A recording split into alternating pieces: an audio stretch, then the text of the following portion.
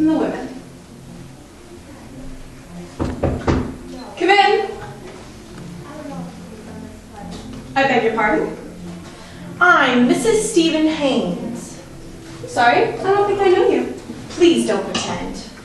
So Stephen finally told you. No, I found out.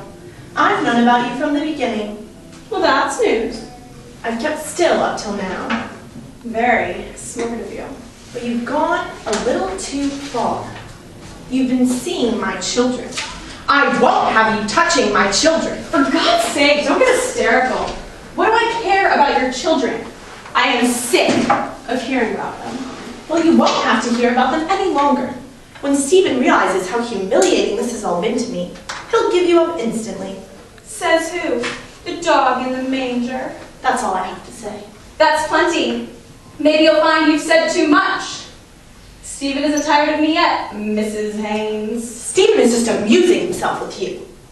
Oh, and he is amusing himself plenty. You're very hard. I can be soft on the right occasions.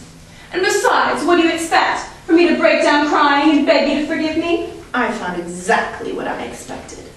That goes double. You'll have to make other plans, Miss Allen.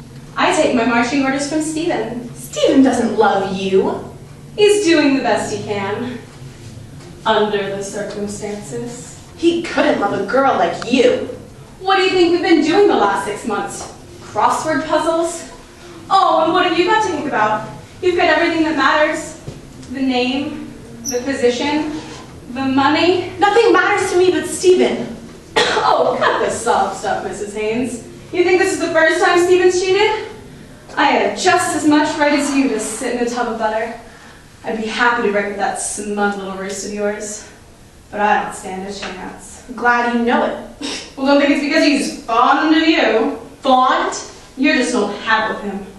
It's those stupid little brats he's scared of losing. If he weren't such a sentimental fool about those kids, he would have walked out on you months ago. That's not true. Oh, I'm telling you a few simple truths you won't hear from Stephen. Stephen's always told me the truth. Well, look at the record. Listen, Stephen's satisfied with this arrangement.